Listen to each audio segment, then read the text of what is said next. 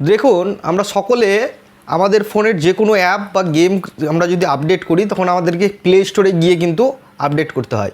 তো আজকে এমন একটা ট্রিক আপনাদেরকে দেখাবো যে ট্রিকটায় আপনি আপনার যে প্লে স্টোর সেই প্লে স্টোরটাকেই আপনি আপগ্রেড করতে পারবেন।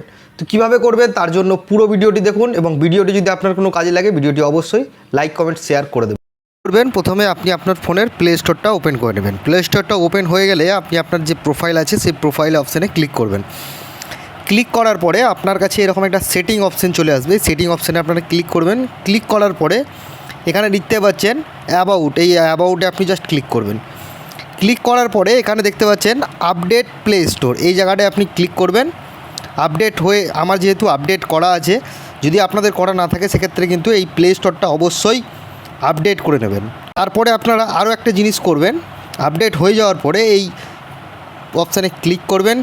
ক্লিক করার পরে এখানে দেখতে পাচ্ছেন প্লে প্রোটেক্ট, এই প্লে প্রোটেক্টে আপনারা ক্লিক করবেন। ক্লিক করার পরে এই স্ক্যান অপশানটাতে আপনারা জাস্ট একটু ক্লিক করে নেবেন।